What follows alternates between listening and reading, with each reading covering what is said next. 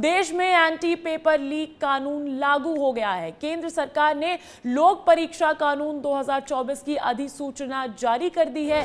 कार्मिक विभाग ने पेपर लीक को रोकने के मकसद से बनाए गए इस कानून को 21 जून से लागू करने की घोषणा की। इस कानून के लागू होने के बाद अब पेपर लीक करने का दोषी पाए जाने पर 10 साल तक की सजा और 1 करोड़ रुपए के जुर्माने का प्रावधान है।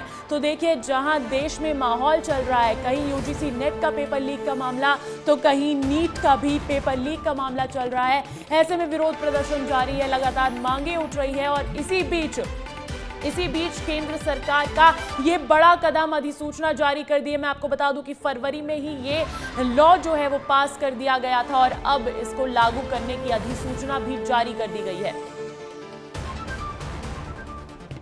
तो वहीं नेशनल टेस्टिंग एजेंसी यानी एनटीए ने नीट री एग्जाम 2024 के लिए एडमिट कार्ड जारी कर दिए हैं। नीट विवाद के बीच एनटीए 23 जून को नीट यूजी 2024 की दोबारा परीक्षा आयोजित करेगा। नीट 2024 री एग्जाम में केवल 1563 उम्मीदवार ही हिस्सा लेंगे और ये वो उम्मीदवार है जिन्हें ग्रेस मार्क्स मिले थे और सुप्रीम कोर्ट के फैसले के बाद एनटीए ने इन उम्मीदवारों के स्कोर कार्ड रद्द कर दिए थे। अगर कोई उम्मीदवार इस परीक्षा में बैठना नहीं चाहता है तो उसका रिजल्ट मूल अंक के साथ जारी किया जाएगा। तो इसी बीच लेकिन ग्रेस मार्क्स वाले जो स्टूडेंट्स हैं उनका दोबारा एग्जाम करवाया जा रहा है और री एग्जाम के लिए एडमिट कार्ड भी जारी कर दिए गए हैं। सुप्रीम कोर्ट के आदेश पर 23 जून की तारीख तय की गई थी और कल ये एग्जाम होना है और उससे पहले एनटीए ने एडमिट कार्ड जारी कर दिए हैं।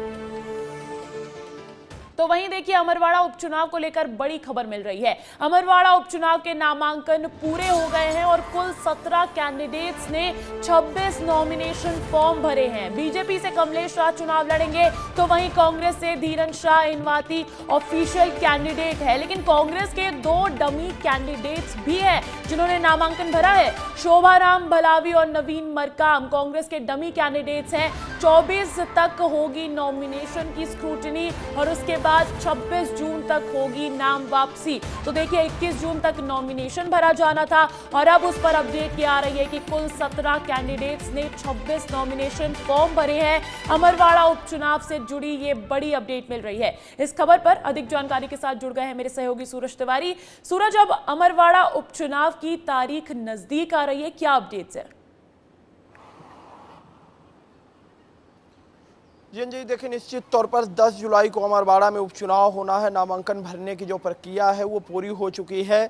24 तारीख को स्क्रूटनी होगी, वहीं 26 तारीख को यानी 26 जून को नाम वापसी होगी। नामांकन जिन्होंने भरा है वो नाम वापसी 26 जून तक कर सकते हैं। 10 जुलाई को वोटिंग और फिर उसके बाद नतीजे आने की प्रक्रिया शुरू हो जाएगी। लेकिन इन सब के बीच अंजलि, आप देखिए कि 17 कैंडिडेट हैं जिन्होंने 26 नामांकन फॉर्म भरे हैं। कांग्रेस से कमलेश प्रताप शाह, तो वहीं वो माफ कीजिएगा बीजेपी से कमलेश प्रताप शाह, तो वहीं धीरन इरावती जो हैं कांग्रेस से पर्चा भरे हैं। वहीं डमी कैंडिडेट, कांग्रेस ने 2 डमी कैंडिडेट भी चुनावी मैदान में उतारे हैं। नवीन मरकाम डमी कैंडिडेट के रूप में है, शोभाराम भलावी डमी कैंडिडेट के रूप में है। ये दोनों जो डमी कैंडिडेट, इन्होंने निर्दलीय भी पर्चा, बड़ी खास बात यह कि इन्होंने निर्दलीय पर्चा भी भरा है अंजलि। तो कहीं ना कहीं कांग्रेस इस बार के चुनावी मैदान में जिस तरह से है तैयार हो चुकी है। कांग्रेस की कल आपने देखा कि स्टार प्रचारकों की जो लिस्ट है वो भी आ चुकी है। उसमें कई बड़े दिग्गज नेताओं का नाम है, दिग्विजय सिंह हो, कमलनाथ हो, जीतू पटवारी हो, जितेंद्र सिंह हो, ऐसे तमाम दिग्गज नेता होंगे जो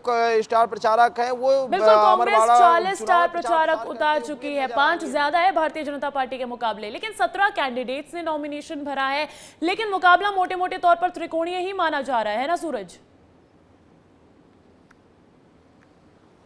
निश्चित तौर पर मुकाबला अमरवाड़ा की अगर बात करें तो आप पिछले कई चुनावों में देखेंगी तो अमरवाड़ा का हमेशा मुकाबला त्रिकोणी रहा। त्रिकोणी बनाने वाला कोई और नहीं बल्कि गोंडवाना गणतंत्र पार्टी होती, क्योंकि वहां पर जो गोंड समाज के लोग हैं, गोंडवाना गणतंत्र पार्टी का जो वोट बैंक है वो बहुत ज्यादा है। हर चुनाव में आप देखेंगे, पिछले 2018 के चुनाव की अंजलि में बात करूं तो बीजेपी को तीसरे नंबर पर धकेल कर गोंडवाना गणतंत्र पार्टी दूसरे नंबर पर थी। 2018 का जब विधानसभा चुनाव हुआ तो वहीं 2023 का जो विधानसभा चुनाव हुआ उसमें भी गोंडवाना गणतंत्र पार्टी के के जो कैंडिडेट थे उनको अच्छा खासा वोट बैंक मिला था। लेकिन अब उपचुनाव में गोंडवाना गणतंत्र पार्टी का प्रदर्शन कैसे रहता है ये तो देखने वाली बात होगी। लेकिन मुकाबला हर बार गोंडवाना गणतंत्र पार्टी अंजलि इस सीट में अमरवाड़ा विधानसभा सीट में त्रिकोणीय करती है। बिल्कुल सूरज, तो मुकाबला त्रिकोणीय होने वाला और बेहद दिलचस्प होने वाला। बहुत बहुत शुक्रिया तमाम अपडेट्स की। और देखिए, बात उपचुनाव की हो ही रही है तो छत्तीसगढ़ में भी एक सीट है रायपुर दक्षिण की, उससे जुड़ी भी बड़ी खबर मिल रही है।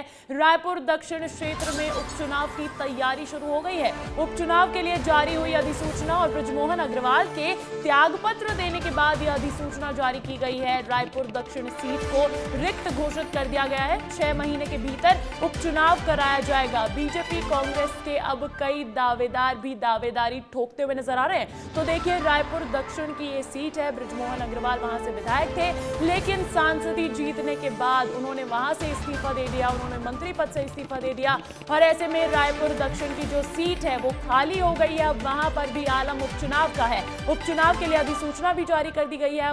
अधिसूचना में साफ साफ है कि 6 महीने के अंदर अंदर उपचुनाव करवाया जाए। अब इस खबर पर अधिक जानकारी के साथ जुड़ गए हैं मेरे सहयोगी अनमोल तिवारी रायपुर से।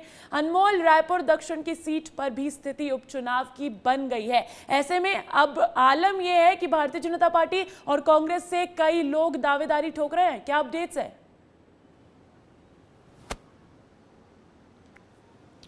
आप बिल्कुल देखिए अंजलि, अब अधिसूचना भी जारी हो चुकी है क्योंकि रायपुर दक्षिण का जो सीट है वो खाली हो चुका है जब से बृजमोहन अग्रवाल ने विधायकी से इस्तीफा दिया है। बृजमोहन अग्रवाल अब सांसद बन गए हैं, इसी वजह से उन्होंने विधायकी से इस्तीफा दिया और अब वो सीट खाली हो गया है। और माना ऐसा जा रहा है कि जब नवंबर या दिसंबर के महीने में झारखंड और महाराष्ट्र में चुनाव होंगे विधानसभा के, इसी दौरान जो है छत्तीसगढ़ की जो रायपुर दक्षिण की सीट है वहाँ पर भी उपचुनाव हो सकता है। तो इसको लेकर के देखिए अब दावेदारी भी शुरू हो चुकी है क्योंकि देखिए बृजमोहन अग्रवाल लगातार 8 बार विधायक रहे इस सीट से। तो माना ऐसा जा रहा है कि बृजमोहन अग्रवाल से उनकी राय ली जाएगी, उनकी मंशा जानी जाएगी और उसी के अनुरूप जो है भाजपा अपनी उम्मीदवार जो है रायपुर दक्षिण से घोषित करेगी। वहीं कांग्रेस में भी एक लंबी लिस्ट शुरू हो गई है उम्मीदवारों की जो दावेदारी ठोक रहे हैं क्योंकि देखिए उपचुनाव होगा तो कई बड़े नाम निकलकर सामने आएंगे क्योंकि शहर का एक सीट है तो नगर निगम के जो नेता कई वार्ड पार्षद हैं तो वो इस कतार में लगे हुए हैं कि उन्हें टिकट मिल जाए। कई बड़े नाम सामने आ रहे हैं। तो अब देखने वाली बात होगी कि बृजमोहन अग्रवाल जहां से अजय रहे हैं, जहां उन्हें कोई नहीं हरा पाया है, वहां से भाजपा किसे अब बिल्कुल। तो रायपुर दक्षिण की वो सीट है अनमोल जहां पर भारतीय जनता पार्टी के लिए अनुभव काम करेगा, तो वहीं कांग्रेस पार्टी की कोशिश रहेगी इस गढ़ को भेदने की। देखिए, केंद्रीय कृषि मंत्री शिवराज सिंह चौहान के बेटे कार्तिकेय चौहान ने बड़ा बयान दिया है। कार्तिकेय चौहान ने कहा कि इस दुनिया ने हमारी बहुत परीक्षा ली। कार्तिकेय चौहान ने कहा कि 2023 के चुनाव में कई उंगलियां उठी, लोगों ने कहा कि सरकार बनाना मुश्किल है, लेकिन ऐसे विपक्षी और बुद्धिजीवियों को मुंहतोड़ जवाब देने का काम प्रदेश की जनता ने किया है। आगे उन्होंने ये भी कहा कि आप में, मुझ में, शिवराज जी में कोई भी फर्क नहीं देखता हूं, हम सब अनेकों जिस्म और एक जान है। तो देखिए, जबरदस्त जीत दर्ज करने के बाद ये बयान आया है शिवराज सिंह चौहान के बेटे कार्तिकेय चौहान का। सुनवाते हैं आप। वंदन करता हूं और आप सभी का अभिनंदन करता हूं। साथियों, इस दुनिया ने हमारी बहुत परीक्षा ली है और हमारी मैं इसलिए इस शब्द का उपयोग करता हूं क्योंकि मैं आप में, मुझ में, माननीय केंद्र मंत्री जी में, हम सब में मैं कोई फर्क नहीं देखता हूं। हम सब अनेकों जिस्म और एक जान है। और देखिए, बांग्लादेश की प्रधानमंत्री शेख हसीना 2 दिवसीय राजकीय दौरे पर भारत आई हैं। प्रधानमंत्री नरेंद्र मोदी ने उन्हें आमंत्रित किया है। केंद्रीय विदेश राज्य मंत्री कीर्तिवर्धन सिंह ने नई दिल्ली के हवाई अड्डे पर बांग्लादेशी पीएम का स्वागत किया। बता दें, प्रधानमंत्री नरेंद्र मोदी के तीसरे कार्यकाल का ये पहला विदेशी नेता का राजकीय दौरा है। गौरतलब है कि शेख हसीना कुछ दिन पहले ही नई दिल्ली आई थी। बांग्लादेशी प्रधानमंत्री भी उन राष्ट्रीय अध्यक्षों में शामिल थी थी, जो 9 जून को पीएम मोदी के तीसरे शपथ ग्रहण समारोह में शामिल हुए थे। शेख हसीना ने नई दिल्ली में विदेश मंत्री एस जयशंकर से मुलाकात भी की थी। इस दौरान दोनों नेताओं ने द्विपक्षीय मुद्दों पर चर्चा की। बता दें कि आज शेख हसीना प्रधानमंत्री नरेंद्र मोदी जी से मुलाकात करेंगी और आज राष्ट्रपति भवन में उनका रेड कारपेट वेलकम भी किया जाएगा। इस दौरान राष्ट्रपति भवन में भारत के साथ साथ बांग्लादेश का भी राष्ट्रगान बजाया जाएगा। शेख हसीना को गार्ड ऑफ ऑनर भी दिया जाएगा। केंद्र सरकार ने बड़ी धूमधाम से ड्रोन दीदी योजना शुरू की थी, जिसका मकसद गांव की पढ़ी लिखी महिलाओं को रोजगार देकर अपने पैरों पर खड़ा करना था। मगर इन दीदियों को मिले ड्रोन डब्बों से खुले ही नहीं है, खेतों में छिड़काव का काम अभी मिला नहीं और दीदियों को इस ड्रोन की मशीनरी से भी परेशानी हो रही है, खासकर वो बैटरी जो उड़ते ही खत्म हो जाती है। देखिए कैसे ड्रोन धूल खा रहे हैं। रोजगार के ड्रोन बने आफत, नहीं भर पा रहे लंबी उड़ान, 4 करोड़ से ज्यादा का नुकसान। गुना की किरण अहिरवार अपने हाथों से ड्रोन उड़ा रही हैं। कुछ समय पहले तक तो ये उनके लिए खुशी की बात थी, लेकिन आज ये ड्रोन इनके लिए मुसीबत से कम नहीं है, क्योंकि नमो ड्रोन दीदी योजना के तहत इन्हें ड्रोन तो मिला, लेकिन तकनीकी खामियां इतनी हैं कि अब ये केवल घर की जगह घेर रहे हैं। उसको लाने ले जाने में दिक्कत आ रही है। उसको लाने ले जाने में ऑटो रिक्शा करना पड़ता है हमको, तो ऑटो रिक्शा का ही देना पड़ता है। और बैटरी उसकी 15 मिनट ही चलती है स्प्रे करने में। मध्य प्रदेश के सीहोर जिले की संगीता भी ड्रोन दीदी योजना की लाभार्थी है, लेकिन वो ड्रोन की बैटरी बैकअप से परेशान है। ड्रोन की जो बैटरी है ना, वो कम चल पा रही है। अभी हम लोगों ने जैसे जो मक्का वगैरह लगी रखी है उसमें स्प्रे करने के लिए निकाला था, तो बस उसको बैटरी लगाई, कैलिब्रेशन वगैरह सब किया और बस एक बार फ्लाई किया और बस थोड़ी दूर गया और बैटरी डिस्चार्ज दिखाने लगी। फिर उसको चार्ज किया, तो चार्ज करने के 1-1.5 घंटे में वो चार्ज हुई बैटरी। फिर उसको करा तो वही 6-7 मिनट चल रही उसकी बैटरी बस, और 2 बैटरी के सेट दिए हैं तो कवर नहीं हो पा रहा है। केंद्र सरकार ने 30 नवंबर 2023 को नमो ड्रोन दीदी योजना लॉन्च की थी, जिसके तहत देश की 15,000 स्व सहायता समूह की महिलाओं को ड्रोन बांटे गए। 5 दिन की ड्रोन पायलट की ट्रेनिंग भी दी गई। खेतों में कीटनाशक और खाद के छिड़काव के लिए ड्रोन थमाए गए। मकसद था कि महिलाएं किसानों को ड्रोन किराए पर दे सकेंगी, जिससे उनकी आमदनी भी होगी और खुद भी इन्हें उड़ा सकेंगी। मध्य प्रदेश में 11 मार्च 2024 को 89 महिलाओं को ड्रोन दिए गए थे, लेकिन इन्हें कई चुनौतियों का सामना करना पड़ रहा है। ड्रोन भारी है, कंपनी ने इन्हें उठाने के लिए ई व्हीकल नहीं दिया है, बैटरी बैकअप भी कम है, ई जनरेटर न होने से चार्ज करने में परेशानी आती है, रात में ड्रोन ऑपरेट करने में भी परेशानी उठानी पड़ रही है, खेतों की फेंसिंग और हाई टेंशन लाइन से भी इन्हें खतरा है। इन तमाम चुनौतियों के चलते महिलाओं के लिए ड्रोन उड़ाना संभव नहीं हो पा रहा है। राज्य कार्यालय द्वारा निरंतर जिले को ड्रोन देने वाली कंपनियों से संपर्क किया जा रहा है। चूँकि कंपनियों ने दीदियों को रोजगार देने के उद्देश्य से ही ड्रोन दिया था, तो इसमें किसी प्रकार की कोताही नहीं बरती जाएगी और आदरणीय पीएम सर का भी ये संज्ञान में है कि ड्रोन दीदी जो है हमारे माननीय प्रधानमंत्री जी का एक सपना है, तो दीदियों के साथ जो है इस समस्या का समाधान जल्दी किया जाएगा। कई बार किसान छिड़काव के लिए भी महिलाओं को नहीं बुला रहे हैं, तो कई बार ड्रोन की बैटरी महिलाओं का साथ नहीं दे रही है। ऐसे में अब ये ड्रोन इन महिलाओं के लिए मात्र डब्बा बनकर रह गए हैं। ब्यूरो रिपोर्ट, विस्तार न्यूज। अच्छा, मध्य प्रदेश के स्कूलों में अब जल्दी ही रामकृष्ण के पाठ पढ़ाए जाएंगे। मुख्यमंत्री मोहन यादव ने योग दिवस के कार्यक्रम में ये बात कही, मगर कांग्रेस नेता दिग्विजय सिंह ने इस पहल का स्वागत भी अपने अंदाज में किया है। दिग्विजय सिंह ने कहा कि जब रामकृष्ण के पाठ पढ़ाए जाएं तो नानक, जीसस और मोहम्मद के क्यों नहीं। हालांकि अब मध्य प्रदेश सरकार उस रामकृष्ण गमन पथ निर्माण की योजना को गति देने की बात फिर कर रही है, जिसे पिछली सरकारों ने भुला दिया था। देखिए रिपोर्ट इस पर। पाठ्यक्रम में शामिल होंगे मोहन, बच्चे जानेंगे राम का इतिहास। कांग्रेस को क्यों है ऐतराज? राम और कृष्ण का नाम चुनाव खत्म होने के बाद एक बार फिर नेताओं की जुबान पर है। मध्य प्रदेश के मुख्यमंत्री डॉक्टर मोहन यादव ने बड़ी घोषणा करते हुए कहा कि राज्य के स्कूल और कॉलेजों में अब से राम और कृष्ण के पाठ पढ़ाए जाएंगे। भगवान कृष्ण, भगवान राम के जीवन की पाठ्यक्रम संबंधित जो भी उपलब्धियां हैं उसको भी हम पाठ्यक्रम में उच्च शिक्षा, स्कूल शिक्षा में लेने वाले हैं। कई सारे निर्णय आज दिन भर अलग अलग सरकार की व्यवस्थाओं पे, चूंकि चुनाव की एक बड़ी इकाई पूरी हुई है तो स्वाभाविक रूप से हम सबका दायित्व बनता है कि इसमें हम और आगे बढ़ें। इस बीच जब राम और कृष्ण को पाठ्यक्रम में शामिल किए जाने पर दिग्विजय सिंह से सवाल पूछा गया तो उन्होंने तो नया राग ही छेड़ दिया। गुरु नानक जी पर क्यों नहीं आना चाहिए? जीसस पे क्यों नहीं आना चाहिए? धर्म के गुरु है, सबके अच्छे आचरणों का उल्लेख अगर किया जाता है बच्चों के लिए तो उसमें हम स्वागत करें।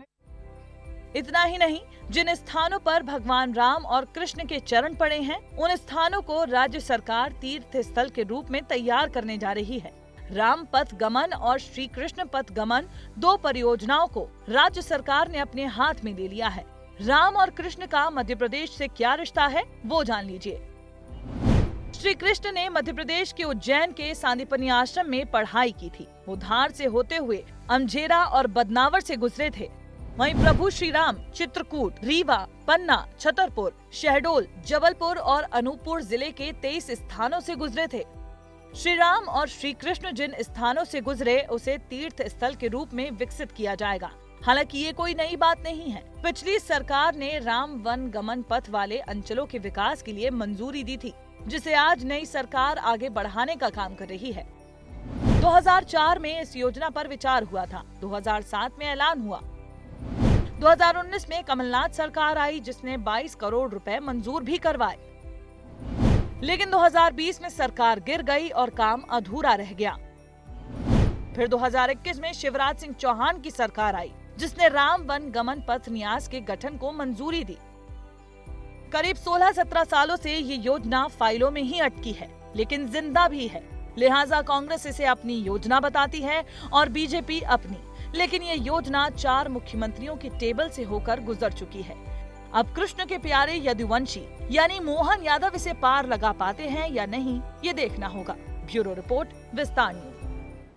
तो कुल मिलाकर एमपी में अब स्कूल्स और कॉलेजेस में राम और कृष्ण का पाठ पढ़ाया जाएगा। उच्च शिक्षा मंत्री इंदर सिंह परमार ने कहा कि नई शिक्षा नीति में युवाओं को हुनरमंद बनाने पर खास फोकस है। विस्तार न्यूज से खास बातचीत में उन्होंने क्या कुछ कहा, सुनवाते हैं आपको। इंदर सिंह परमार जी हैं हमारे साथ में। सर, क्या बड़े डिसीजन हुए हैं? जो काम पहले से चल रहे थे उनकी समीक्षा की है। उन्हीं कामों को तेज गति के साथ आगे बढ़ाने के निर्देश माननीय मुख्यमंत्री जी ने दिए हैं। राष्ट्रीय शिक्षा नीति को लेकर आप लगातार तत्पर रहते हैं। देखिए, राष्ट्रीय शिक्षा नीति कई आयामों पर काम कर रही है। जहाँ भारत की ज्ञान परंपरा को सम्मिलित करने का उसमें आग्रह है, वहीं रोजगार को प्राथमिकता के साथ जोड़ें। श्री राम जी और इसके अलावा श्री कृष्ण जी, उनको भी पाठ्यक्रम में भविष्य में शामिल किया जाएगा। कब से शामिल करेंगे, क्या नीति है? हजारों साल पहले भगवान राम पैदा हुए थे, लेकिन आज भी राम राज्य की सब चर्चा करते हैं। यहाँ तक कि महात्मा गांधी ने तो आज़ादी के आंदोलन में जब लोगों ने पूछा कि बापू अब लगता है अंग्रेज जाने वाले हैं, आप कैसे राज्य की कल्पना करें, एक शब्द में कहा था राम राज्य। यानी राम राज्य की कल्पना बहुत व्यापक है, जहाँ सबको न्याय मिलता होगा, सबको समान अधिकार होंगे और सबका भरण पोषण होता होगा, सबकी शिक्षा की, स्वास्थ्य की चिंता होती होगी। ऐसा राम राज्य का कॉन्सेप्ट है। और भगवान राम का जो जीवन है वो पुरुषोत्तम भगवान राम के रूप में हम जानते हैं, मर्यादा के प्रतीक के रूप में जानते हैं। इसलिए उनके जीवन को पढ़ाने से विद्यार्थियों में नैतिक शिक्षा का जो पुट आना चाहिए, संस्कार आना चाहिए, वो संस्कार देने के लिए राम और कृष्ण के जीवन को समग्र रूप से शिक्षा में हम सम्मिलित करने जा रहे हैं। तो आपने सुना इंदर सिंह परमार जी को, जो कह रहे थे कि हम शिक्षा में बेहतर तस्वीर मध्य प्रदेश की बनाना चाहते हैं। श्याम सिंह तोमर कैमरा पर्सन के साथ, विस्तार न्यूज़ के लिए।